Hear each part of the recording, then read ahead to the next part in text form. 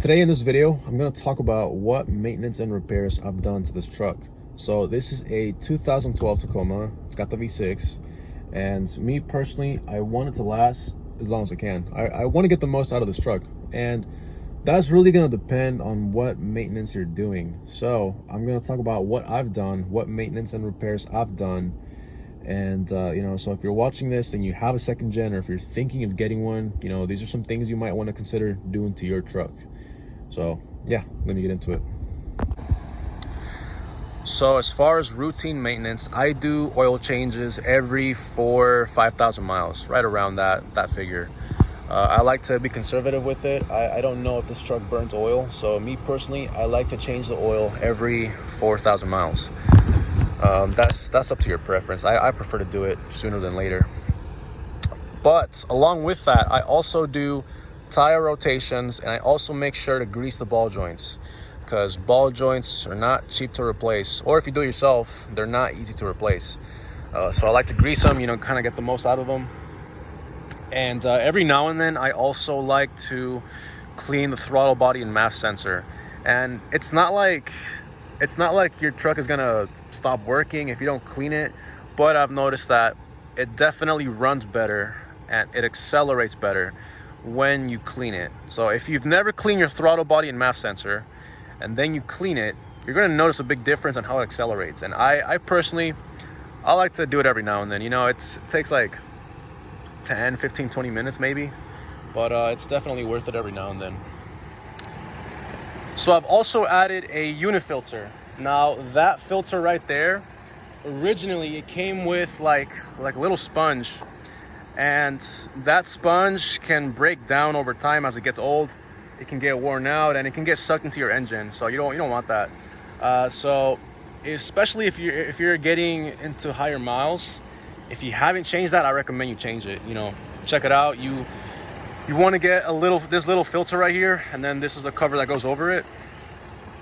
So as far as things that I've had to replace, I've replaced the battery, I've replaced the alternator, the fan belt, or serpentine belt, whatever you call it. I've replaced upper and lower control arms. I've also replaced wheel hub bearings, and what else? Outer tie rods. What am I missing? I've replaced ball joints a couple times. So originally, when I first got this truck lifted, I didn't really, I wasn't aware that you have to grease your ball joints every now and then. I had no idea, so I didn't grease them.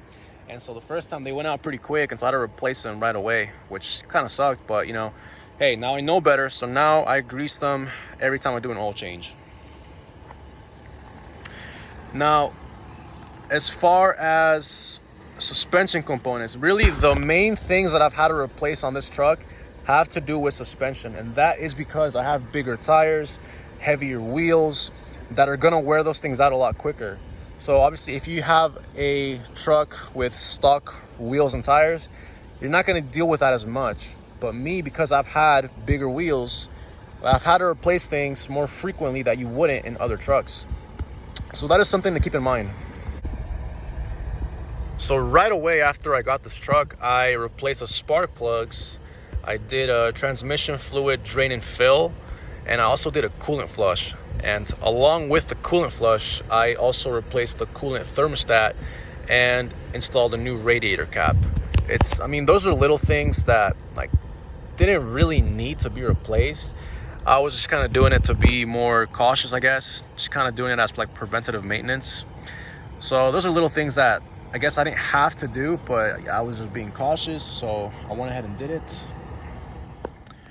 And really quick, I just want to point out that the only real things that I've had go out that I haven't really been able to fix or replace is the door lock actuators. I think they went out. I don't know what exactly happened, but I don't have power door locks. I have to manually lock and unlock every door, or use a key to get in.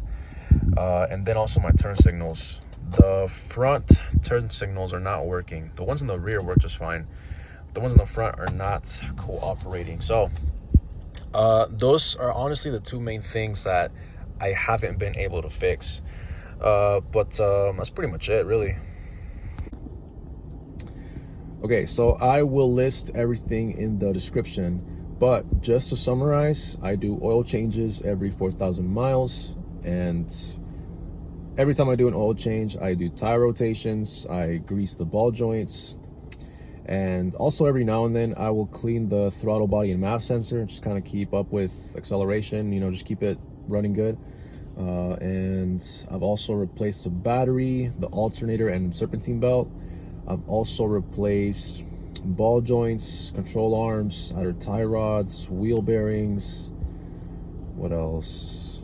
I did the coolant flush and added a new coolant thermostat and the radiator cap, and also did the UniFilter. So took out the old filter, installed the new one, and put a little cover on it.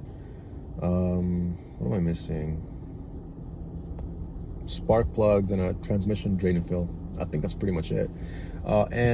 As far as the suspension related parts like ball joints, control arms, tie rods, wheel bearings, those are going to be affected by what wheel setup you have. So if you have bigger wheels and tires like I do, that are bigger, heavier, and stick out, those parts are going to get worn out a lot faster. So let's say, hypothetically speaking, if this truck had been stock the whole time, just had regular tires, regular rims the whole time, there's a good chance I may not have had to replace ball joints, control arms, wheel bearings, tie rods as frequently as I had to. Ball joints, you might have to replace them because they can actually snap out. So you definitely want to look at that. You want to keep an eye on that. But as far as the other parts that are a little more expensive to replace, those aren't going to be affected as much if you have smaller tires. So that's just something to keep in mind. If you do want to get bigger wheels and tires, you're going to have to replace things more frequently. And that's something I didn't know. That's something I didn't think about.